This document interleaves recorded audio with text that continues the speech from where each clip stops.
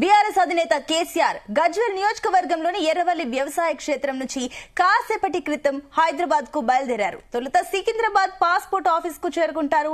Passport renewal అనంతరం తెలంగాణ భవన్ కు వస్తారు. ఆయన నేతృత్వంలో రాష్ట్ర కార్యవర్గ విస్తృత స్థాయి సమావేశం జరగనుంది. ఇప్పటికే కేటీఆర్ సహా నేతలంతా ఒక్కొక్కరుగా తెలంగాణ భవన్ కు చేరుకుంటున్నారు.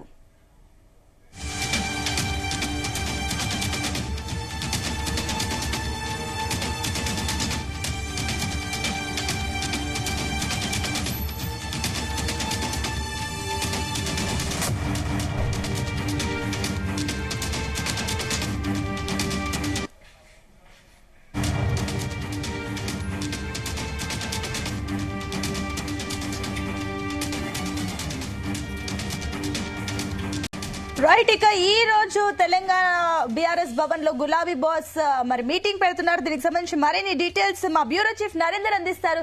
నరేందర్, ఇప్పుడు సిచ్యువేషన్ ఏంటి? తెలంగాణ భవన్ లో ఇప్పటి వరకు ఎవరెవరు వచ్చారు అండ్ కేసీఆర్ ఎక్కడి వరకు వచ్చారు, ఆయనకు సంబంధించిన డీటెయిల్స్ ఏంటి? రైట్ సునీత, మరి కాసేపట్లో మాజీ ముఖ్యమంత్రి గులాబీ దళపతి కేసీఆర్ తెలంగాణ భవన్ కు రానున్నారు. దీనికి సంబంధించి ఇప్పటికే ఒక్కొక్కరుగా లీడర్లు, ముఖ్యంగా ఎంపీలు కావచ్చు, మాజీ రాజ్యసభ సభ్యులు కానీ, ప్రస్తుతం లోక్సభ సభ్యులు కావచ్చు, ఇట్లా ఓవరాల్ గా మాజీ ఎమ్మెల్యేలు, ఎమ్మెల్సీలు, అదేవిధంగా మాజీ మంత్రులు, వీళ్ళందరూ కూడా ఒక్కొక్కరుగా ఇక్కడికి చేరుకుంటున్నటువంటి పరిస్థితి ఉంది. కోలాహలంగా మారే అవకాశం ఉంది. ఆయన మధ్యాహ్నం 1:30కు ఇక్కడికి వస్తున్న నేపథ్యంలో మొత్తం పార్టీకి సంబంధించినటువంటి మొత్తం ఒక కీలక సమావేశం జరగబోతున్న నేపథ్యంలో అందరు ఇక్కడికి చేరుకుంటున్నారు.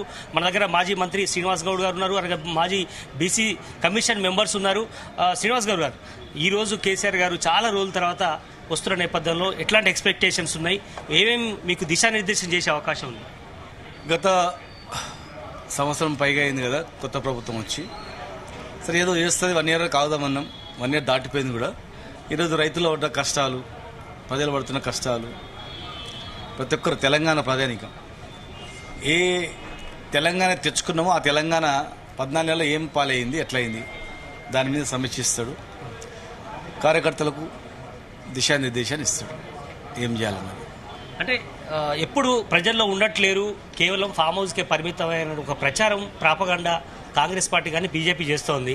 ఆయన అసెంబ్లీకి రాడు, తెలంగాణ భవన్కి రాడు, ఒక ప్రాపగండా చేస్తున్నారు. దాన్ని మీరు ఎట్లా తిప్పుకొడతారు? పిచ్చి మాటలు. గవర్నమెంట్ ఇచ్చింది కేసీఆర్ కాదు కదా పరిపాలించడానికి. రైతులకు కరెంట్ ఇవ్వాలి, నీ ఇవ్వాలి, తాగునీరు ఇవ్వాలి, నిరుద్యోగులకు నిరుద్యోగ వృత్తి ఇస్తాన్నారు, అది ఇవ్వాలి, రైతు బంధు పెంచుతామన్నారు, పెంచాలి, రైతు బీమా పెంచమని పెంచాలి, ఎంప్లాయ్మెంట్ జనరేట్ చేయాలి, 2 లక్షల ఉద్యోగాలు ఎక్కడ పోయినాయి, గవి ఏనికి ఉంది. కానీ కేసీఆర్ వచ్చాడు కూర్చుంటే చేస్తారా వీళ్ళు? వాళ్ళకు ఎందుకు గవర్నమెంట్, ఎందుకు ప్రజలు ఎందుకు పట్టం కట్టిండ్రు? వాళ్ళ హామీలు నెరవేర్చుకోకుండా కేసీఆర్ వస్తే వీళ్ళు చేస్తారు ఇవన్నీ. ఈయన కూర్చుంటాడు వచ్చి రోజు చేస్తారా? కేసీఆర్ రానందుకు చేస్తారు ఇవన్నీ మైండ్ గేమ్ ఆడుతున్నారు. వాళ్ళంతా పని చేయక ఒక అబద్ధాలు చెప్పి గవర్నమెంట్కి వచ్చి మళ్ళీ కేసీఆర్తోనే అబద్ధాలు ఏదో చెప్పి మాట పబ్బం కట్టుకోవాలని వస్తుంది. దాన్ని కుదరదు. అది ప్రజలు తిరగబడుతున్నారు, జాగ్రత్త. 14 నెలల్లో ఈ కాంగ్రెస్ పార్టీ పోస్ట్ మార్టం చేయాల్సి వస్తే మీరు ఎట్లా చూస్తారు ఈ 14 నెలల పాలన కాంగ్రెస్ ప్రభుత్వం? చూడండి, ఏదైనా చూడండి, ఒక అంశం తీయండి, ఏ ఒక్క అంశంలోనైనా వాళ్ళు హామీ నెరవేర్చారు. ఒక్కటి ఏదన్నా ఒక గ్రామంలో రైతు రుణమాఫీ కావచ్చు, పిల్లలకు ఆడపిల్లలకు స్కూటీలు ఇస్తున్నారు, ఏమైంది? తులం బంగారం ఇస్తున్నారు, ఏమైంది? ఉద్యోగులకు నిరుద్యోగులకు పిఆర్సీ ఇస్తాం, జీతం ఇస్తారు, నిరుద్యోగులకు నిరుద్యోగ ఇస్తామన్నారు. కాంట్రాక్ట్ ఉద్యోగులకు జీతాలు లేవు, గవర్నమెంట్ హాస్పిటల్లో మందులు లేవు, ప్రజలు తనలాడుతున్నారు, బెలగెలగెలగెల కొట్టుకుంటున్నారు. కదిసిపెట్టి ఇంకా కేసీఆర్ మీద అబాండాలు వేస్తే కూడా ఊరుకోడు. ఇలా కేసీఆర్ గారిని ఒక చిన్న పల్లెత్తు మాట అంటే చిన్న పిల్లవాడు కూడా ఉండే పరిస్థితి లేదు. అంత ఆ స్థాయికి వస్తుంది, అది తిరగబడే స్థాయికి వచ్చింది. ఇచ్చిన హామీ నెరవేర్చాలి తప్ప ఇప్పుడు కేసీఆర్ మాట్లాడితే కాదు. అట్లా స్పెషల్ మాట్లాడుకోవాలి శ్రీనివాస్ గారు, ఎందుకంటే రైతుకు సంబంధించినటువంటి అంశం మీద రైతు భరోసా పెట్టారు, రైతు బంధు మీద తీసేశారు, వాళ్ళు రైతు రుణమాఫీ 21,000 కోట్ల రూపాయలు చేశామన్నారు. అయినప్పటికీ కూడా మీరు రైతు దిశలు చేస్తున్నారు, అనవసరంగా జనాల్ని కన్ఫ్యూజ్ చేస్తుంది బీఆర్ఎస్ పార్టీ అని ప్రచారం చేస్తోంది. ఒక్కటి ఏ ఊరికైనా బొమ్మని చెప్తాం. మంత్రుల సొంత విలేజ్లు కానీ ఏ మంత్రి ఏ ముఖ్యమంత్రి గారు ఎవరు చెప్పినా వాళ్ళ నియోజకవర్గాల్లో ఒక ఊరు, రాష్ట్రంలో ఒక్క ఊరు కోదాం, ఒక్క ఊర్లో రుణమాఫీ అయిందంటే వాళ్ళు ఏం చెప్తుంది? కాము ఉంటాం. రేపు లోకల్ బాడీ ఎలక్షన్స్ వస్తున్నాయి కదా, మొత్తం వాళ్ళకే వదిలిపెడతాం, యునానిమస్ చేసుకుంటాం మీరని, మా వాళ్ళు నిలబెట్టకుండా విడిచిపెడతాం. ఒక్క ఊరు చూపించమని చెప్పండి. అవన్నీ ఉట్టి బూటకు మాటలు, అబద్ధాలు, చీటింగ్ అంతా. చీటింగ్తో గవర్నమెంట్ తెచ్చుకుర్రు, ఇంకా చీటింగ్ చేస్తారు. రైట్, చివరిగా ఏం చెప్పదలుచుకున్నారు? మధ్యాహ్నం కేసీఆర్ వస్తున్న నేపథ్యంలో మీకు ఎలాంటి దిశానిర్దేశం చేసే అవకాశం ఉంది? అదేవిధంగా ప్లీనరీ గతంలో జరగలేదు, ఎలక్షన్స్ రిలీజ్ తర్వాత బహిరంగ సభ కూడా అనుకుంటున్నారు, అది ఇప్పుడు ఉండే అవకాశం ఉంది. ఇప్పుడు చాలా మంది ఆత్మహత్యలు చేసుకుంటున్నారు, బిల్డర్లు ఆత్మహత్యలు చేసుకున్నారు, రైతులు ఆత్మహత్యలు చేసుకున్నారు. ఇప్పటికి 40-50 మంది అయిపోయినారు. ప్రజలంతా అల్లకల్లం ఏమైపోతుందని అన్నారు కదా. కేసీఆర్ వచ్చిండ్రా అయిపోతుంది మళ్ళీ ఒక భరోసా, మళ్ళీ తెలంగాణని కాపాడుతాడు, ఒక ధైర్యం, గుండె ధైర్యం, ప్లస్ కార్యకర్తలను ప్రభుత్వాన్ని ఎట్లా చేయాలని దానిపైన కూడా ఒక క్లారిటీ ఉంటుంది. రైట్, మన దగ్గర శోభప్రద పటేల్ గారు ఉన్నారు, పార్టీ ఫౌండర్ నుంచి ఉన్నారు మీరు. మీకు ఏమనిపిస్తుంది? అంటే కేసీఆర్ గారు జనాల్లో లీడర్ని ఒక ప్రచారాన్ని కావచ్చు, లేదంటే నిజంగా కూడా రావట్లేదు జనాలు తిరగట్లేదు, 13 అధికారంలో ఉన్నప్పుడు మాత్రమే కేసీఆర్ కనబడతాడు, దాని తర్వాత మాయమవుతాడు అన్న ప్రచారం జరుగుతుంది, అది కొంతవరకు వాస్తవం. మీరు ఎట్లా దాన్ని విశ్లేషిస్తారు? ఈరోజు టీఆర్ఎస్ పార్టీ స్థాపించి, ఈరోజు బీఆర్ఎస్గా ఉన్నటువంటి పార్టీ స్థాపించి 25 ఏళ్ళ వసంతాల్లోకి అడుగు పెడుతున్నాం. తెలంగాణ 60 సంవత్సరాల పోరాటం, సుదీర్ఘమైనటువంటి పోరాటంలో ఎవరు కూడా పెద్ద పెద్దోళ్ళు, చెన్నారెడ్డి లాంటి వాళ్ళు, ఇంద్రారెడ్డి లాంటి వాళ్ళు ఆ అంతిమ లక్ష్యాన్ని చేరలేనటువంటి పరిస్థితులలో తెలంగాణ రాష్ట్రాన్ని సాధించినటువంటి సాధకుడిగా కేసీఆర్ గారు, తర్వాత తెలంగాణ తొలి ముఖ్యమంత్రిగా, 2 దఫాల ముఖ్యమంత్రిగా ప్రజలకు తెలంగాణ వచ్చిన తర్వాత తెలంగాణని దేశంలోనే నంబర్ 1 స్థాయికి తీసుకుపోయింది చూసినాం. ఈరోజు ఒక 10 సంవత్సరాల తర్వాత కాంగ్రెస్ పార్టీ హామీలకు ప్రజలు మభ్యపడ్డరా, మోసపోయినరా, వాళ్ళు కాంగ్రెస్ పార్టీకి అధికారాన్ని కట్టబెట్టినప్పుడు హుందాగా ఒక రాష్ట్రాన్ని సాధించిన వ్యక్తిగా, 10 సంవత్సరాలు ముఖ్యమంత్రిగా చేసిన వ్యక్తిగా, 1 సంవత్సరం కాలము వాళ్ళు ఏం చేస్తారు, వాళ్ళకు సమయం ఇవ్వాలని చెప్పేసి కొంత సమయం ఇవ్వడం జరిగింది, అంతే తప్ప ఈరోజు ఈ సంవత్సర కాలంలో కాంగ్రెస్ పార్టీ చేసింది ఏంది? ఈరోజు కేసీఆర్ గారు వస్తేనే మీరు పెన్షన్లు పెంచుతారా? కేసీఆర్ గారు వస్తేనే మీరు రైతు బంధు చేస్తారా? కేసీఆర్ గారు బయటకు వస్తేనే మీరు రుణమాఫీ చేస్తారా? ఇవన్నీ ప్రజలు అడుగుతున్నారు. ప్రజలకు మీరు ఇచ్చినటువంటి 420 హామీలు ఏవైతున్నాయో అవి అమలు చేయండి. దాంట్లో ఘోరంగా విఫలం చెందినరు. ఈరోజు రైతులు మళ్ళా కూడా సమైక్య రాష్ట్రంలో ఏ విధంగా అయితే ఆత్మహత్యలు ఉంటున్నానో, మళ్ళా తెలంగాణలో ఈరోజు కాంగ్రెస్ పాలనలో మళ్ళా ఆత్మహత్యలు 430 మంది రైతులు ఈరోజు ఆత్మహత్య చేసుకునేటువంటి పరిస్థితి, ఆటో కార్మికులు ఆత్మహత్య చేసుకునేటటువంటి పరిస్థితి, విద్యార్థులు అభంశుభం ఎరిగినటువంటి గురుకుల విద్యార్థులు విషాహారం తిని దాదాపు 56 మంది చనిపోయినటువంటి చూస్తున్నాం. అంటే పటేల్ గారు, ఇక్కడ నిజంగానే మీ జనాలంతా మీ వైపు ఉంటే మొన్న లోక్సభ ఎన్నికలు 6 నెలల క్రితం జరిగాయి, గుండు సున్నం వచ్చింది ఏంది అని కూడా కాంగ్రెస్ పార్టీ కానీ బీజేపీ ప్రచారం చేస్తుంది, దాన్ని మీరు ఎట్లా తిప్పుకుంటారు? ఈరోజు లోక్సభ ఎన్నికల్లో ముందు జరిగింది ఏంటంటే, అప్పుడే అసెంబ్లీ అయిపోయి 3 నెలల తర్వాతనే జరిగినాయి. డిసెంబర్లో అసెంబ్లీ రిజల్ట్ వచ్చింది, తర్వాత మార్చి నుండి ఎలక్షన్ కోడే. అయితే ఏంటంటే అక్కడ ఉన్నటువంటి 2 పార్టీలు, ఒకటి బీజేపీ కావచ్చు, కాంగ్రెస్ కావచ్చు, మేమని చెప్పి ఈ జాతీయంగా ఇక్కడ రాష్ట్రంలో కేసీఆర్ గారు అధికారంలో లేరు కాబట్టి ఈ 2 పార్టీల మధ్యలోనే ఎన్నికలు అనే విధంగా ప్రజల్ని తీసుకుపోయినరు. ఈరోజు 8 ఇచ్చిన తర్వాత తెలంగాణకు వచ్చినటువంటి ప్రత్యేక ప్యాకేజ్ ఏంది, ప్రత్యేక నిధులు ఏంది, గుండు సున్నా కదా. ఈరోజు రేవంత్ రెడ్డి గారు కూడా చాలా మాట్లాడిండు. మోడీ గారిని గతంలో కేసీఆర్ గారు విమర్శించిండు, మోడీ గారు పోతే పోలేడు అన్నాడు, నేను బడే బాయ్ లాక్క నేను చూసుకుంటా అన్నాడు తెలంగాణలో. కానీ ఏమైంది, ఈరోజు అదే రేవంత్ రెడ్డి గారు కేంద్ర ప్రభుత్వాన్ని విమర్శిస్తుంది కదా, తెలంగాణకు నిధులు ఇస్తలేరని. ఈరోజు కాంగ్రెస్ పార్టీకి 8 సీట్లు, బీజేపీకి 8 సీట్లు ఎంపీలు ఇస్తే తెలంగాణకు వచ్చినటువంటి ప్రయోజనం ఏంది అని అడుగుతున్నాం మేము. రైట్, కిషోర్ గౌడ్ గారు ఎట్లా చూస్తారు? ఇప్పుడు బీఆర్ఎస్ పార్టీ ఈరోజు చాలా కీలకమైనటువంటి సమావేశం ఏర్పాటు చేసుకుంది చాలా రోజుల తర్వాత, ఎట్లాంటి ఎక్స్పెక్టేషన్తో ఉన్నారు మీరు పార్టీలో, తెలంగాణ ఉద్యమకారుడిగా? మీరు 15 నెలల ప్రతిపక్ష పార్టీగా ఈరోజు మొదటిసారి ప్రతిపక్ష పార్టీగా కేసీఆర్ గారి నాయకత్వంలో ఈరోజు విస్తృత స్థాయి సమావేశం జరుగుతుంది. ఈ కాంగ్రెస్ ప్రభుత్వం ఏదైతే ఇచ్చిందో ఎన్నికల ముందు 6 గ్యారెంటీలు, 420 హామీలు అమలు చేసే విధంగా ఈరోజు మా యొక్క పోరాటము ఉంటుంది. దానికి సంబంధించిన మా అధినేత కేసీఆర్ గారు దిశానిర్దేశం చేయబోతుండు. అదేవిధంగా క్షేత్రస్థాయిలో నిర్మాణము, పార్టీ సంస్థాగత నిర్మాణము, మెంబర్షిప్, కొత్త కార్యవర్గం, అట్లాంటి వాటిపైన దిశానిర్దేశం చేయబోతున్నారు.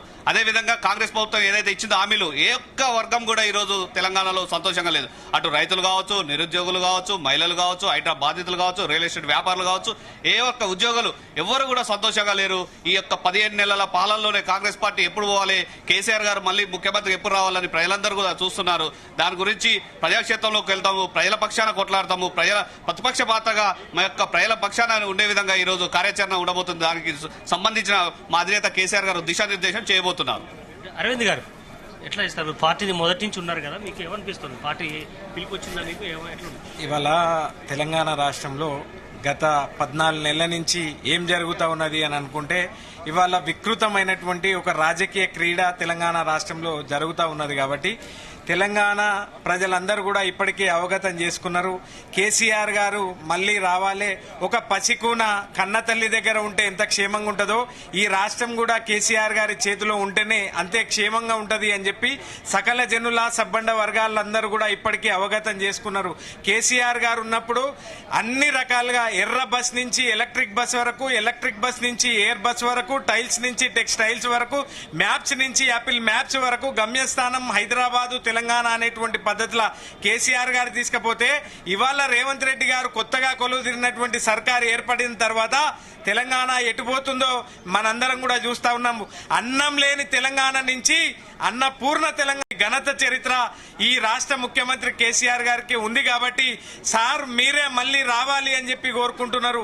ఇవాళ గత 14 నెలల నుంచి ఒక అరాచక పాలన ఈ తెలంగాణ రాష్ట్రంలో జరుగుతా ఉన్నది. మాకు వద్దురా నాయన ఈ కాంగ్రెస్ పాలన, కోరి తెచ్చుకున్న మొగుడు ఎగిరెగిరి తరినట్లున్నది, మాకు వద్దురా నాయన ఈ కాంగ్రెస్ పాలన అనేటువంటి విషయం లోపల ఇప్పటికే తెలంగాణ ప్రజలందరూ కూడా ప్రతి కచీర్ల కాడ మాట్లాడుకుంటున్నారు. కాబట్టి ఎప్పుడు ఎన్నికలు జరిగినా ఆ ఎన్నిక ఏ ఎన్నికైనా కూడా తప్పకుండా మేము గులాబీ పార్టీ వెంట పోలరైజ్ అవుతాము అనేటువంటి విషయాన్ని తెలంగాణ ప్రజలు ఇప్పటికే చెప్తున్నటువంటి పరిస్థితి ఉందన్న.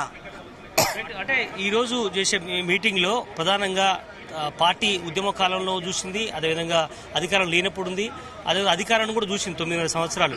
ఎట్లా విశ్లేషించుకునే అవకాశం కనిపిస్తుంది? ఒక గొప్పగా కేసీఆర్ గారు 2001 నాడు ఓ నీతిగల్ల తెలంగాణ ప్రజలారా, నీతిగా నిజాయితీగా నేను తెలంగాణ రాష్ట్రాన్ని తీసుకురాకపోతే నన్ను రాళ్లతో కొట్టిదంపండి అని చెప్పి మరణ వాంగ్మూలాలను జోబులో పెట్టుకుని తెలంగాణ రాష్ట్రాన్ని తీసుకొచ్చినటువంటి తెలంగాణ రాష్ట్రాన్ని అన్నం లేని తెలంగాణ నుంచి అన్నపూర్ణ తెలంగాణ రాష్ట్రంగా అవతరించిండు. ఉద్యమకారులందరూ కూడా ఆ రోజు 2001 నుంచి ఇప్పటి వరకు కేసీఆర్ సార్తో ఉన్నటువంటి వాళ్ళందరూ కూడా తప్పకుండా ఉన్నారు. అన్ని వర్గాలకు చెందినటువంటి మాజీ ఎమ్మెల్యే దాసరి వినయ్ భాస్కర్ గారు ఉన్నారు, మాట్లాడించే ప్రయత్నం చేద్దాం. ఎట్లా చూస్తారు మీరు? పార్టీ ఫౌండర్ నుంచి ఉన్నారు, ఉమ్మడి వరంగల్ జిల్లాలో కీలక నేతగా ఉన్నారు. మీకు ఏమనిపిస్తుంది ఈ పార్టీ మీటింగ్స్? ఈ పార్టీ సమావేశం మాత్రం చాలా మాకు ఉత్సాహాన్ని ఇస్తుంది. మరి వారు ఇచ్చినటువంటి స్ఫూర్తితోని తిరిగి ప్రజలలో వెళ్ళి మరి సంవత్సరంన్నర పాటు కాంగ్రెస్ చేస్తున్న ప్రజా వ్యతిరేక చర్యలను ఏ తిరిగి ఎండగట్టాలి, మరి ప్రజల్లోతో మమేకం ఏ తిరిగి కావాలి, మరి 420 హామీలు ఇచ్చి ఈరోజు ఒక్కటి కూడా నెరవేర్చకుండా ఈరోజు ప్రజా వ్యతిరేక చర్యలే కాకుండా డైవర్షన్ పాలిటిక్స్ చేస్తున్నటువంటి ఈ సందర్భంలో ఖచ్చితంగా ఈ సమావేశం ద్వారా మరి కేసీఆర్ గారి స్పీచ్ ద్వారా మాకు స్ఫూర్తినిస్తాం. ఖచ్చితంగా ప్రత్యేక ఏ వర్గాన్ని కదిలించినా కూడా ఈరోజు మరొక్కసారి కేసీఆర్ రావాలి, మా జీవితాలు బాగుపడాలని అన్నారు. వినయ్ భాస్కర్ గారు, తెలంగాణ ఉద్యమంలో వరంగల్ అనేది ఒక కంచుకోటగా మారింది, ఉద్యమ కిల్లాగా మారింది. అలాంటిది మొత్తం తుడిచిపెట్టుకుపోయినటువంటి పరిస్థితి, కాంగ్రెస్ వశం చేసుకున్నటువంటి పరిస్థితి మనం చూసాం. ఎందుకోసం ఇంత బ్లండర్ మిస్టేక్ బీఆర్ఎస్ పార్టీ చేసింది అనుకుంటాం మన ఎన్నికల్లో? అంటే పెద్ద తేడా ఏం లేదండి, జస్ట్ 0.1%, 1.5% తో ఇదైంది. సరే అది యాంటీ ఇంక్యుబెన్స్ అనుకోండి, ఇంకేదనుకోండి, కానీ సరే మా అభ్యర్థుల కొంత కోఆర్డినేషన్ లేకుండా ఏదో సంథింగ్ జరిగింది. కానీ ఇప్పుడు మాత్రం సంవత్సరాల కాలం నుంచి మనం చూసినట్టయితే ప్రజల్లో కాంగ్రెస్ పైన చాలా విరక్తి వచ్చింది. మరి మరొక్కసారి బీఆర్ఎస్ పార్టీ మా అందరికి కూడా అండా అని చెప్పి ప్రజలు భావిస్తారు. మీరు ఈ సమావేశం ద్వారా మీకు ఎట్లాంటి బూస్ట్ ఇచ్చే అవకాశం కనిపిస్తుంది? కేసీఆర్ గారు చాలా కాలం నుంచి బయటికి రావట్లేదు, వచ్చినప్పుడు మాత్రం అందరికీ మీ కార్యకర్తలు ఒక ధైర్యం అయితే నూరిపోస్తుంటారు. ఈసారి ఏమి ఎక్స్పెక్ట్ చేస్తున్నారు సార్ ద్వారా? ఇప్పుడు మాకు 20 సంవత్సరాలు మరి పార్టీ స్థాపించినటువంటి సందర్భంగా పార్టీ అనేక కీలక నిర్ణయాలు తీసుకోబోతుంది. అందులో ప్రజల పక్షాన ఉండి ఉద్యమ పంతాను మరొకసారి ఎంచుకొని ఈరోజు ప్రజల పక్షాన మరి కాంగ్రెస్ ఇచ్చిన హామీలు నెరవేర్చినటువంటి సందర్భంలో అన్ని కూడా మరి ప్రభుత్వం పైన ఒత్తిడి తీసుకొచ్చే కార్యక్రమం చేపడతాం. రైట్, మన దగ్గర గజ్వేల్ సీనియర్ లీడరు మాట్లాడదాం. రెడ్డి గారు, ఎట్లా చూస్తారు ఈ మొత్తం ఎపిసోడ్ని? తెలంగాణ ఆవిర్భావం నుంచి మీరు గమనించారు, పార్టీలు ఏదైనా ఇప్పుడు కేసీఆర్ గారి వెంట నడుస్తున్నారు, గజ్వేల్లో ఉన్నారు, ఫామ్ హౌస్ల కన్నా మీరే ఉంటారు, ఇక్కడికి వచ్చినా మీరే కనిపిస్తారు. ఈరోజు ఏమి ఎక్స్పెక్ట్ చేస్తున్నారు? అంటే కేసీఆర్ గారు గత జనరల్ ఎలక్షన్లో ఒక మాట చెప్పిండు, మీరు ఓటేస్తే తెలంగాణ భవన్కి వస్తా, సెక్రటేరియట్కి వస్తా, ప్రజలకు ప్రజారంజకమైనటువంటి పాలన ఇస్తా, ఓటు వేయకపోతే నేను ఫామ్ హౌస్కే పరిమితం అయితే నేను రాను అని కూడా స్పష్టంగా నిజామాబాద్ ఎలక్షన్లో చెప్పిండు. పబ్లిక్ మీటింగ్లో చెప్పిండు. ఇవాళ ఈ 15 మాసాల కాలంలో ప్రభుత్వం ఇచ్చిన హామీలన్నీ కూడా, కాంగ్రెస్ ప్రభుత్వం ఇచ్చిన హామీలన్నీ కూడా ఇటర్లీ ఫ్లాప్. బస్సు పెట్టడం వల్ల కూడా ఆర్థికంగా ఇబ్బందులు పడుతున్నారు. గ్రామాలల్లో ఫ్రీ బస్ 100 రూపాయల బస్సు కోసం హైదరాబాద్కు వస్తే జేబులు ఖాళీ చేసుకుంటారు. 10,000 రూపాయలు అప్పు తీసుకొని హైదరాబాద్కు రావాల్సినటువంటి పరిస్థితి. ఆర్థికంగా ఇబ్బందులు ఏర్పడుతున్నారు బస్సుల వల్ల కూడా.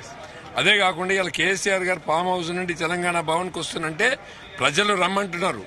సార్ మీరే కావాలి, మీరే రావాలి, మళ్ళీ పల్లెలు కావాలన్నా, పట్టణాలు కావాలన్నా, హైదరాబాద్ బాగుపడాలన్నా, తెలంగాణ దశ దిశ మారాలంటే మళ్ళీ మీరు కావాలని చెప్పి ప్రజలు అడుగుతున్నారు కాబట్టి ఇలా ఫామ్ హౌస్ నుంచి బయలుదేరి తెలంగాణ భవన్కి వస్తున్నాడు. రెడ్డి గారు, ఒక ఇంట్రెస్టింగ్ విషయం, జనాలందరూ కావచ్చు, ప్రతిపక్షం ముఖ్యంగా బీజేపీ కావచ్చు, అధికార పక్షం కాంగ్రెస్ చెప్తుంది కేసీఆర్ ఫామ్ హౌస్లో పడుకుంటాడు, వ్యవసాయం చేయడు. కానీ కేసీఆర్ కానీ కేటీఆర్ కానీ అందరూ కూడా చెప్తారు ఆయన వ్యవసాయం అంటే ఇంట్రెస్ట్, వ్యవసాయ క్షేత్రంలో వ్యవసాయం చేస్తాడు, దగ్గరుండి చూసుకుంటాడు అన్నది. మీరు దగ్గరుండి చూస్తున్నారు, గమనిస్తున్నారు కాబట్టి గజ్వేల్ బిడ్డగా మీరు ఏం అబ్జర్వ్ చేస్తున్నారు ఫామ్ హౌస్? అంటే వ్యవసాయ రంగం అనేది దేశానికి వెన్నెముక. జై జవాన్ జై కిసాన్ అంటే మన సూక్తి, మన నినాదం. కాబట్టి కేసీఆర్ కూడా జై జవాన్ అంటే దేశంలో జవాన్ బాగుండాలి, ఆ తర్వాత కిసాన్ బాగుండాలి. ఈ 140 కోట్ల ప్రజలకి అన్నం పెట్టేవాడు ఎవరు? రైతు. అలాంటి రైతు బిడ్డ కేసీఆర్. వ్యవసాయం చేయడం వల్ల ఎలాంటి పంట వేస్తే రైతుకు దిగుబడి వస్తుంది, ఎలాంటి పంట వేస్తే రైతు లాభం వస్తుంది, మోడల్ వ్యవసాయం చేసే దిశలో కేసీఆర్ గారు పనిచేస్తున్నారు. మరి ఫామ్ హౌస్ అంటే ప్రజల కోసం, అందులో కూడా వ్యవసాయ రంగాన్ని బలోపేతం చేయడానికే ఆయన వ్యవసాయం చేస్తాడు. ముఖ్యంగా రైతులకు వెన్నుదన్నుగా నిలబడినటువంటి వ్యక్తి ఇలా కేసీఆర్. ఇలా చూస్తా ఉన్నాం మనం, రైతు భరోసా రాక గ్రామాలలో లబో దిబం అంటున్నారు. పిట్టల దొర మాదిరిగా రేవంత్ రెడ్డి గారు, పిట్టల దొర మాదిరిగా మన శ్రీధర్ బాబు గారు, వీళ్ళంతా కూడా పిట్టల దొర మాదిరి మాట్లాడి దావాసుకు పోయినాం, కోట్లు తీసుకొచ్చినాం. ఎక్కడ పనిచేస్తున్నాయి? ఎక్కడ కూడా వచ్చింది ఏం లేదు. బట్ ఇవాళ కేసీఆర్ మళ్ళీ రణరంగ ప్రవేశించి దిశ మారుతుంది. రేపు లోకల్ బాడీ ఎలక్షన్లు 100% one side election, one side war Telangana. Right, చూశాం కదా, ఎంపీలు కావచ్చు, ఎమ్మెల్యేలు కావచ్చు, మాజీ కార్పొరేషన్ చైర్మన్ కావచ్చు, అందరూ కూడా ఒకే నిదానం చెప్తున్నారు. ఇక్కడి నుంచి కేసీఆర్ జనాల్లో ఉండబోతున్నారు. రానున్నది బీఆర్ఎస్ ప్రభుత్వమే. కాంగ్రెస్ అరాచక పాలన జనాలు గమనించారు. ఇచ్చినటువంటి 6 గ్యారంటీని అమలు చేయలేదు, 420 చేసింది, జనాలను నడ్డి విరిచింది అనేటువంటి విషయాన్ని చెప్తున్నటువంటి పరిస్థితి కనిపిస్తున్నాం. సునీత, మొత్తానికి మరి కాసేపట్లో తెలంగాణ భవన్ కు కేసీఆర్ రానున్న నేపథ్యంలో పెద్ద ఎత్తున ఇక్కడికి లీడర్లు రాబోతున్నారు. ఖచ్చితంగా కేసీఆర్ చెప్పేటువంటి మాటల్ని శ్రద్ధగా విని భవిష్యత్తులో ఉద్యమాలు ఏ రకంగా చేయాలి, కాంగ్రెస్ ప్రభుత్వం మీద ఎట్లాంటి విరుచుకుపడాలి అన్నటువంటి ఆలోచనతో ఉన్నట్టుగా కూడా తెలుస్తోంది. Right Narender, thank you.